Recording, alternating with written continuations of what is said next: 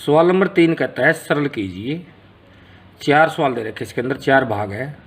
पहले में कह रखा 2 की पावर 2/3, ये बीच में डॉट दे रखा है, इसका मतलब दशमलव नहीं है, इसका मतलब गुणा है। गुणा को कई बार ऐसे भी लिखते हैं हम, 2 की पावर 1/5। दूसरा है 1/3 की पावर 3 पूरे की पावर 7।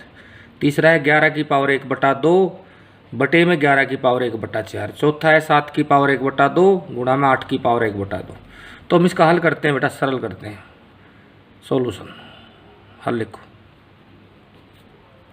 पहला सवाल है 2 की पावर 2/3 गुणा 2 की पावर 1/5। तो बेटा गुणा हो रहे दोनों, एक नियम है बेटा, यानी जब दो संख्याएं जिनके आधार, देखो एक यह संख्या है एक यह संख्या है, जिनके आधार क्या है 2 2 और ये क्या है पावर। जब आधार एक जैसे हों और आपस में गुणा हो रहे हों, यानी कि a की पावर b हो गुणा में a की पावर c हो, तो देखो इन दोनों के आधार सेम है तो आधार तो रहेगा वही, परंतु पावर क्या हो जाएगी, जुड़ जाएगी गुणा होते वक्त, यदि गुणा हो रहे हैं तो। ठीक है जी, तो ये बन जाएगा 2 की पावर 2/3 जमा 1/5। अब देखो पावर भिन्न के रूप में उनको हल करो, दोनों के हर देखो 3 और 5, लघुत्तम लेंगे 15 हो जाएगा, क्योंकि 3 और 5 से अभाज्य है इसलिए उनका गुणनफल ही उनका लघुत्तम होगा।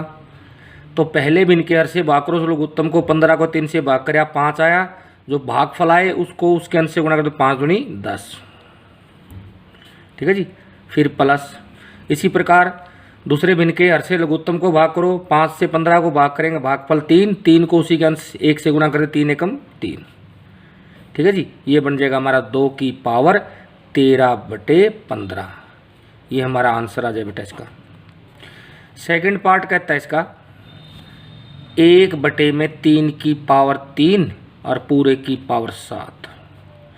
एक नियम और बेटा मैं आपको बता दूं, ए मान लीजिए कोई पद ए है, उसको हम लिख सकते हैं, क्या लिख सकते हैं, ए की पावर 1, ए की बात है। और इसको हम लिख सकते हैं ए की 1 में ए की पावर -1। इसी प्रकार नीचे लिख सकता हूँ 1/a की पावर -1 लिख रखी है, इसको हम लिख देंगे ऊपर a की पावर 1, यानी कि इसको क्या लिख सकते हैं हम, a लिख सकते हैं। समझ में आई बात। तो इसी प्रकार इसको कर लो बेटा, इसको करेंगे तो क्या हो जाएगा हल, इसका सोल्यूशन क्या हो जाएगा, इसका सोल्यूशन हो जाएगा 1 गुणा में, ये इधर भाग में है, 3 को मैं ऊपर ले जाऊंगा तो 3 तो चला जाएगा, परंतु उसकी घात क्या होगी, माइनस हो जाएगी जी।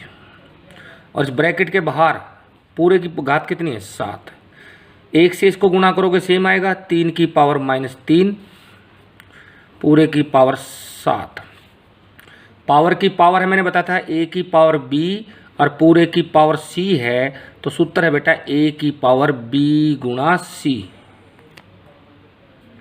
ठीक है जी, तो 3 की पावर -3 गुणा में 7 हो जाएगी, 3 की पावर -21। ये इसका आंसर होगा बेटा। सवाल नंबर 3 है बेटा इसका, पार्ट नंबर 3, 11 की पावर 1/2 बटे में 11 की पावर 1/4। देखो बेटा एक नियम भी है, इसको दो तरीके से हल कर सकते हैं। वैसे तो एक नियम है a की पावर b बटे में a की पावर c, यानी कि दोनों पद एक जैसे हैं जो आपस में भाग हो रहे हैं। ठीक है जी, दोनों एक a की पावर b को a की पावर c से भाग कर रहे हैं, दोनों के पद एक जैसे हैं, a हैं, तो ऐसी संख्या में जब उसको हल करते हैं तो a पद तो वही रहेगा, घात घट जाएगी। कैसे घटेगी, अंश वाली घात में से हर वाली। ठीक है जी, ये इसका फार्मूला होता है जी। तो देखो दोनों पद अंश और हर में दोनों पद क्या है, 11 है, संख्या 11 है, तो क्या होगी 11 तो एज इट इज उनकी घात घट जाएगी, अंश वाली में से हर वाली घटाएंगे, 1/2 - 1/4, तो 11 की घात लघुत्तम ले लेंगे। देखो एक संख्या दूसरी का क्या है, गुणनखंड है, तो लघुत्तम क्या आ गया 4। तो पहले भी इनके हर से भाग करो, 4 को 2 से भाग किया 2, 2 एकम 2, फिर माइनस 4 को 4 से भाग किया 1, 1 गुणा 1 1, तो क्या बन गया हमारा 11 की पावर 1/4। ठीक है जी, ये इसका आंसर हो जाए बेटा। इसके बाद हमारा चौथा पार्ट है जी। चौथे पार्ट में क्या कहता है, चौथे पार्ट में हमारे पास 7 की पावर 1/2 गुणा में 8 की पावर 1/2। एक और नियम है बेटा, मैं आपको बताता हूँ। a की पावर b गुणा में c की पावर b। ठीक है जी, a की पावर भी b और c की पावर, तो दो पद आपस में गुणा हो रहे हैं परंतु दोनों की पावर सेम है।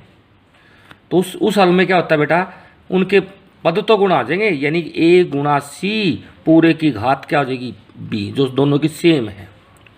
यानी कि क्या हो जाएगा 7 की पावर 7 गुणा 8 पूरे की पावर 1/2। 7 8 56, 56 की पावर 1/2।